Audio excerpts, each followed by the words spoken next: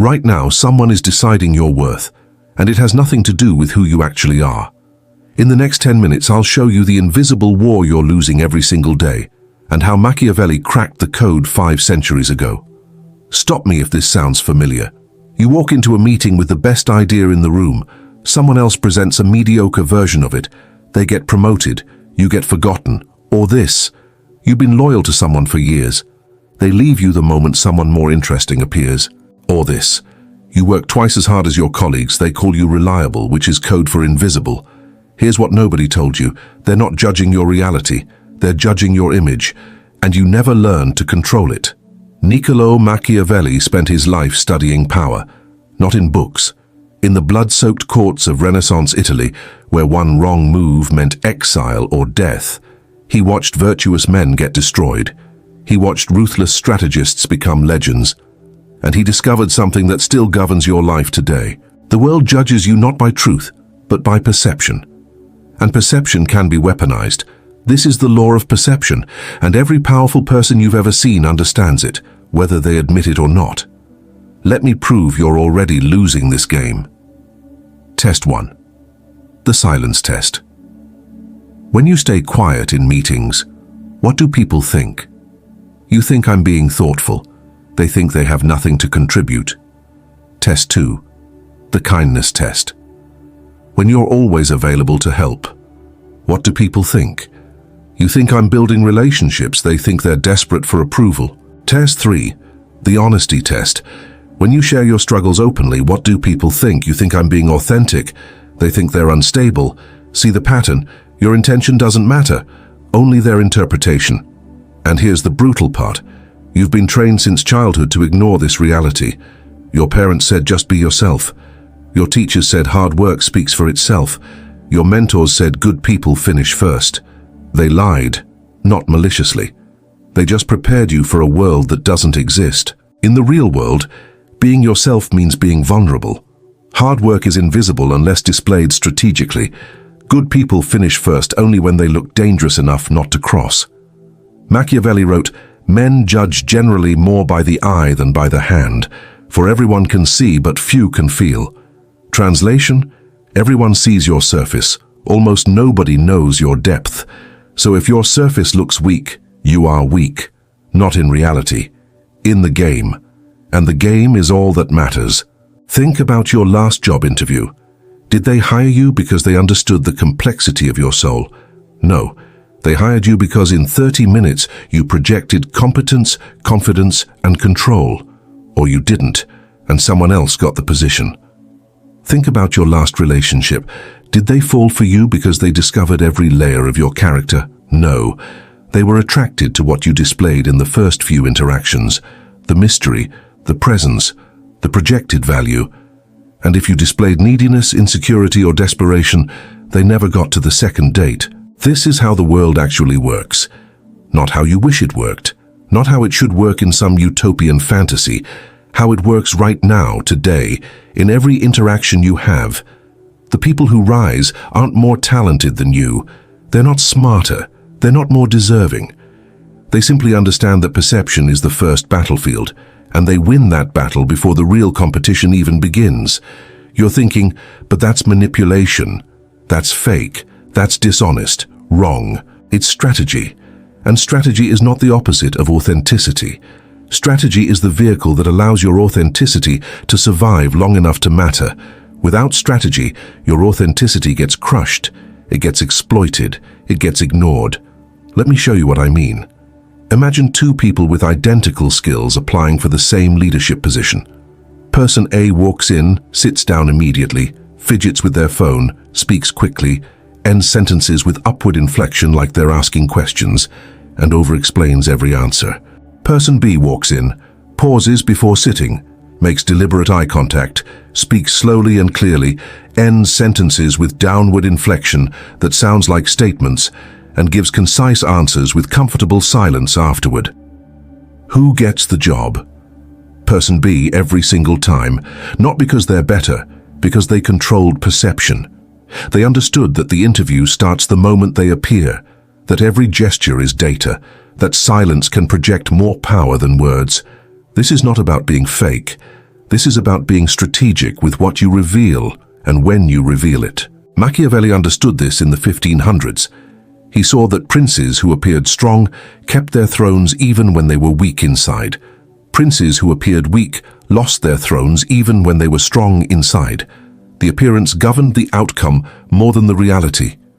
And nothing has changed. Your boss doesn't know how hard you work when you're alone at your desk at midnight. They know what they see in meetings. Your partner doesn't feel the depth of your love when you're anxious and scrambling to prove it. They feel what you project when you're calm and certain. Your clients don't care about your intentions, they care about whether you look like someone who can solve their problem. Perception isn't everything, but it's the first thing, and if you lose the first battle, you never get to fight the second. So how do you win a war you didn't know you were fighting? Machiavelli's protocol has 3 weapons, and you can deploy all of them starting today. Weapon 1. Master strategic silence. Most people bleed information. They overshare, over-explain, over-justify. This makes them predictable, and predictable means controllable. Here's what happens when you talk too much.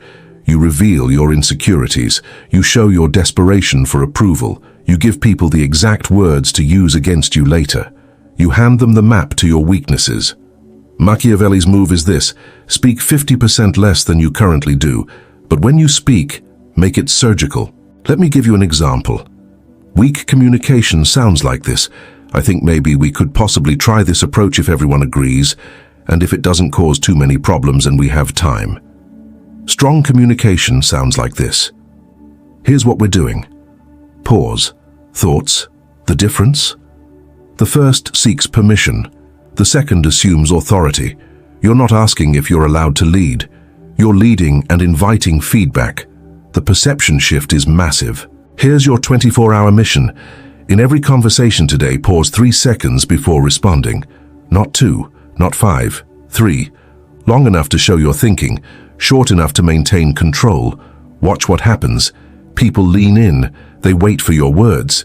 They assign more weight to what you say because you made them wait for it. This is manufactured respect happening in real time. But here's the critical part. This only works if you pair silence with the next weapon. Weapon 2. Engineer scarcity economics 101. Abundant things have no value. Rare things command respect. You made yourself abundant. Always available. Always responsive. Always accommodating. Result? You became wallpaper. Think about water. If it's everywhere, it's worthless. If it's rare, people go to war over it. You are water, and you've been flooding the market. Machiavelli's protocol is simple. Make your time, attention, and energy expensive. Here's how. Response time. If someone texts you, wait 2 to 3 hours minimum unless it's an actual emergency. And no, their convenience is not your emergency. Availability. Stop saying yes to every meeting, every request, every invitation. Start saying, let me check my calendar, even if your calendar is empty. The pause creates perception of demand, favors. Help strategically, not reflexively. When someone asks for help, don't jump immediately. Say, I can help with this on Thursday afternoon. Does that work? You just did 3 things. You confirmed you'll help, so you're not a jerk. You put it on your timeline, so you're not submissive. And you made them adjust to you, which flips the power dynamic. The shift is this. From what can I do for you to here's what works for my schedule. Watch how fast their perception changes. Suddenly you're not the helpful one, you're the important one. And importance is the currency of respect. But let me be clear. This is not about being rude. This is not about ignoring people or playing petty games. This is about communicating through your behavior that your time has value. Because if you don't value it, nobody else will either. Now here's where most people fail. They master silence, they engineer scarcity, but they still lose because their body is screaming weakness. Which brings us to weapon 3. Weapon 3. Physicalize authority. Your body is a broadcast system. Every gesture signals status, and most people signal weakness without realizing it. Weak signals you're probably sending right now. Fidgeting signals anxiety.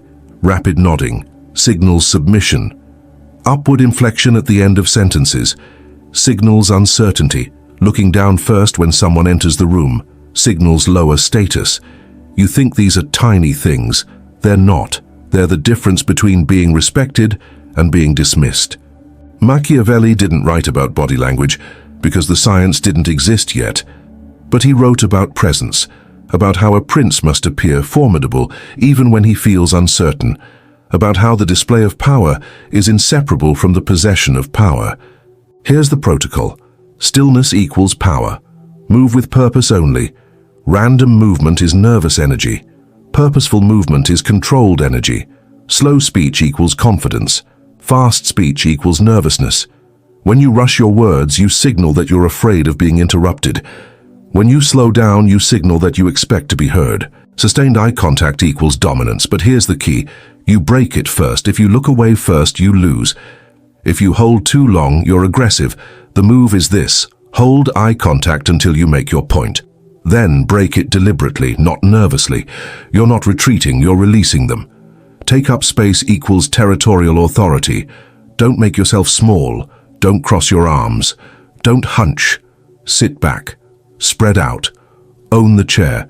Try this tomorrow. Walk into a room. Don't sit immediately. Pause 2 seconds. Scan the space slowly. Then sit. That's called taking the room. And it rewrites how everyone perceives your status before you say a single word. I can already hear the objection. But this feels manipulative. This feels like I'm pretending to be someone I'm not. Let me reframe that for you. You're already pretending. Right now you're pretending that your nervousness is thoughtfulness. You're pretending that your people-pleasing is generosity. You're pretending that your lack of boundaries is kindness. The only difference is that your current pretending makes you weak, and what I'm teaching you makes you strong. Machiavelli said it's better to be feared than loved if you cannot be both. But most people misunderstand that. He's not saying be a tyrant. He's saying that if people don't respect your boundaries, your kindness becomes exploitation. Fear doesn't mean terror. It means respect. It means people calculate the cost before they cross you, and that calculation keeps you safe. Love without respect is slavery. Respect without love is power. Power with love is leadership. But you have to get the respect first. Now let me tell you what happens when you combine all three weapons. When you master strategic silence, engineer scarcity, and physicalize authority, people start treating you differently within days. The colleague who used to interrupt you suddenly waits for you to finish. The friend who used to cancel plans last minute suddenly confirms in advance. The client who used to ghost your emails suddenly responds within hours. The partner who used to take you for granted suddenly invests effort. Not because you begged, not because you explained, not because you demanded, because you changed the perception. And perception changed the behavior. This is the invisible war, and you just learned how to fight it. But here's what you need to understand. This isn't about manipulation for manipulation's sake. This is about survival in a world that already plays this game, whether you participate or not. Right now, 3 groups of people exist. Group 1, those who don't know the game exists. Prey. Group 2, those who know but refuse to play. Noble victims. Group 3, those who play to win. Everyone in power. You've been in Group 1 or 2 your entire life, and look where it got you. The people who made it, they're not smarter than you, they're not more talented. They just understood the law of perception and weaponized it while you were being authentic. Let me show you something that might sting. Think of the last 3 people who got promoted around you. Were they the hardest workers? Probably not. Were they the most skilled? Debatable. Were they the most strategic about how they were perceived? Absolutely. They made sure the right people saw their wins. They controlled the narrative about their value. They projected confidence even when they were uncertain. They played the game, and the game rewarded them. You didn't play, so you got overlooked. Not because you're less valuable, because you're less visible. And in the game of perception, invisible equals worthless. This is the part where you have to make a choice, because everything I've told you is useless if you don't act on it. Machiavelli wrote, "The wise man does at once what the fool does finally. The fool waits until they've lost everything to learn this. The wise start today." So here's your choice. Option A, keep living in your comfortable illusions. Keep believing that being yourself is enough. Keep wondering why others rise while you stagnate. Keep telling yourself that you're just unlucky, that people don't see your value, that the world is unfair. You can do that, and you'll be right. the world is unfair. But being right won't save you. Option B, accept reality, master perception. Deploy these 3 weapons and watch how fast your world changes. Start with silence. In your next 3 conversations, cut your words in half, pause before responding. Let the weight of your words increase because you decreased the volume. Move to scarcity. Tomorrow, when someone asks for your time, don't give it immediately. Create a boundary. Make them adjust to your schedule. Watch how their respect increases. Finish with presence. Stand differently. Sit differently. Move differently. Slow down your speech. Hold eye contact. Take up space. Become the physical embodiment of someone who expects to be taken seriously. Do this for 1 week. Not 1 month, not 1 year, 1 week. And track what changes. I promise you this. Someone will comment on it. Someone will ask if something changed about you. Someone will treat you with more respect without knowing why. That's perception working. That's the invisible war being won. But here's the warning. Once you see this, you can't unsee it. Once you start noticing how perception governs every interaction, you'll see it everywhere. In how your boss distributes assignments, in how your friends choose who to confide in how strangers decide who to approach for directions. Perception is the operating system of human behavior, and most people are running it unconsciously. You're about to run it deliberately. Machiavelli spent his life in the corridors of power. He watched empires rise and fall. He saw good men destroyed and ruthless men celebrated, and he distilled it all into one truth. It's not what you are, it's what you appear to be, and appearance can be controlled, shaped, weaponized. 500 years later, nothing has changed. The technology is different, the clothes are different, the language is different, but the law remains the same. Control how they see you, or be destroyed by what they see instead. You have the weapons now. Silence, scarcity, presence. 3 tools that can rewrite your reality starting today. The question is whether you'll use them, whether you'll step into the game you've been losing, whether you'll stop being prey and start being a player, or whether you'll close this video, feel inspired for 20 minutes, and then go back to the same patterns that have been keeping you invisible. Machiavelli knew that most people choose comfort over power. Most people choose illusion over reality. Most people choose to be loved over being respected. And most people live disappointed lives, wondering why the world didn't reward their good intentions. Don't be most people. The invisible war is happening right now, in your workplace, in your relationships, in every room you enter. People are deciding your value based on what they perceive.